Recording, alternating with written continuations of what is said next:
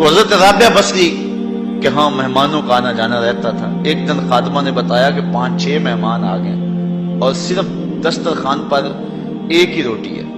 گھر کے اندر باورچی خانے میں صرف ایک ہی روٹی ہے. کہا جاؤ اس کو بھی اللہ کی راہ میں خیرات کر دو. اب عقل تو یہی کہتی ہے کہ روٹی ہے کچھ اور کہیں سے مہیا کی جائے اور مہمان نوازی کی جائے، لیکن یہاں اذعان دیکھیے، یقین دیکھیے. حضرت رابعہ بصریہ نے کہا کہ اس کو خیرات کر دو. خادمہ نے خیرات کر دیا. مہمان بیٹھے ہوئے ہیں، کوئی اور شے ہے نہیں. دروازے پر دستک ہوئی. پوچھا من علی الباب، دروازے پر کون؟ کہا فلاں کا فرستادہ غلام، میرے آقا نے آپ کے لیے بھیجا اور یہ کھانا دیا ہے. خادمہ نے کھانا وصول کیا. حضرت رابعہ کو کہا یہ کسی نے کھانا بھیجا. آپ نے کپڑا اٹھایا، گنا تو 5 روٹیاں تھیں. کہا یہ کھانا ہمارا نہیں، اس کے آقا نے کسی اور گھر بھیجا ہوگا، غلطی سے ہمارے گھر یہ آ گیا. کھانا واپس کر دیا. تھوڑے لمحے گزرے تھے، پھر دروازے پہ دستک ہوئی. کہا من دق الباب، دروازہ کس نے کھٹکھٹایا؟ کہا فلاں آقا کا بھیجا ہوا غلام ہوں، میرے آقا نے آپ کے لیے کھانا بھیجا. خادمہ نے وصول کیا. حضرت رابعہ کے سامنے رکھا، کپڑا اٹھایا، گنا تو 7 روٹیاں. کہا اس کے آقا نے کسی اور گھر بھیجا ہوگا، یہ بھی غلطی سے ہمارے گھر آ گیا. کھانا واپس کر دیا. پھر دروازے پہ دستک ہوئی. پوچھا من علی الباب، دروازے پر کون؟ کہا فلاں آقا کا بھیجا ہوا غلام ہوں، میرے آقا نے آپ کے لیے کھانا بھیجا ہے، اور کہا حضرت رابعہ کو دے کے ہی آنا. خادمہ نے وصول کیا. حضرت رابعہ کپڑا اٹھایا، گنا تو 10 روٹیاں تھیں. کہا ہاں یہ کھانا ہمارا ہے. کہا پہلے 2 بھی تو کہتے تھے آپ کا ہے، آپ نے انکار کر دیا. کہا میرے رب کا وعدہ ہے جو 1 دے میں 10 دیتا ہوں. پہلے 5 تھی، پھر 7 تھی. میں نے کہا مالک 10 پوری کرے گا تو تیری بندی وصول کرے گا. آپ کا اکاؤنٹنٹ آپ کو بتائے گا کہ اتنے پیسے اتنوں سے خرچ کر دیں گے تو اتنے کم ہو جائیں گے. کیلکولیٹر سے حساب کریں، وہ کہے گا اتنے تو اتنے کم ہو جائیں گے. شیطان کہتا ہے تمہارا رزق کم ہو جائے گا، لیکن تمہارا رب تمہیں بخشش، مغفرت اور رزق کی فراخی کا وعدہ دیتا ہے.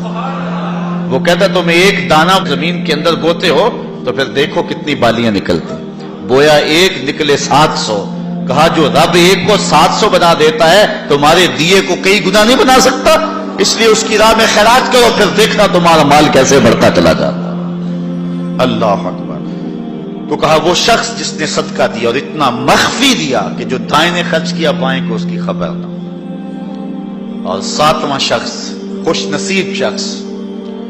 اللہ ہمارے اندر یہ سارے وصف پیدا کرتے. اللہ اکبر. ایک شخص نے اپنی بیوی کو طلاق دے دی.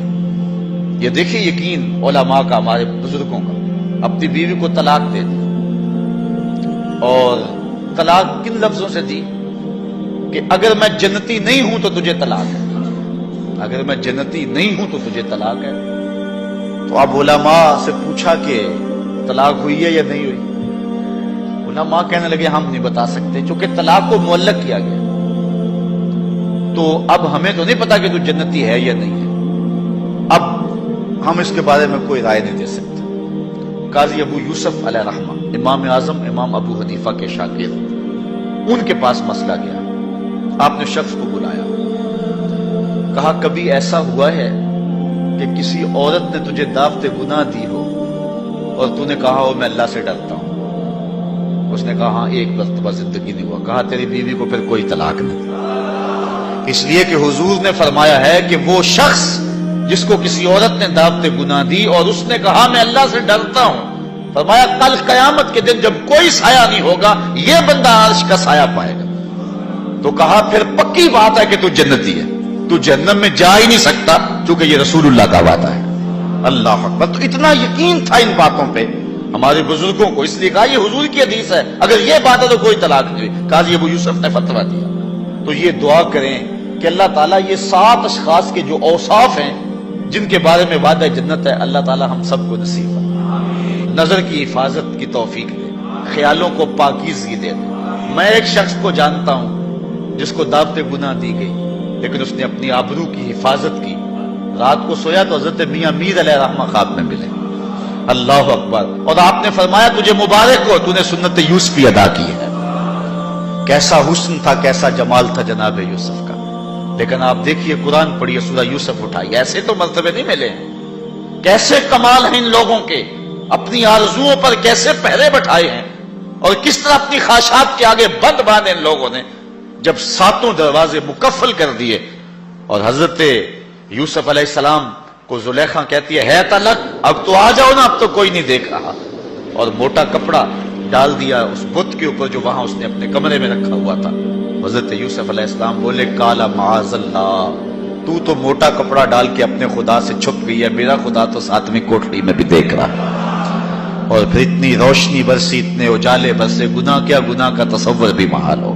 تو ساتواں شخص جس کے بارے میں حضور نے فرمایا وَرَجُلٌ ذَكَرَ اللَّهَ خَالِيًا فَفَاضَتْ عَيْنَاهُ، وہ شخص جس نے تنہائی میں اللہ کا ذکر کیا، کوئی دیکھنے والا نہیں تھا، ریا کا شائبہ بھی نہیں تھا، تنہا بیٹھا ہوا تھا، سحری کا وقت تھا، مصلی بچھا ہوا تھا، اور وہ اللہ کا ذکر کرنے لگا۔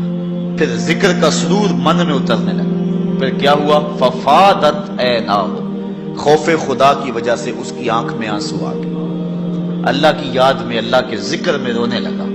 حضور فرمایا کل قیامت کے دن جب کوئی سایہ نہیں ہوگا، اس ذاکر کو اللہ اپنے عرش کا ٹھنڈا سایہ نصیب فرمائے۔ اٹھتے بیٹھتے چلتے پھرتے تنہائی میں، خلوت میں، جلوت میں اللہ کے ذکر سے اپنا تعلق جوڑ لیں۔ اللہ کا ذکر دلوں کے لیے جلا کا باعث ہے۔ لکل شیء سقالہ وسقالۃ القلوب ذکر اللہ، حضور فرمایا ہر شے کا زنگ دور کرنے کے لیے کچھ نہ کچھ بنایا گیا ہے، دلوں کا زنگ اللہ کی یاد سے دور۔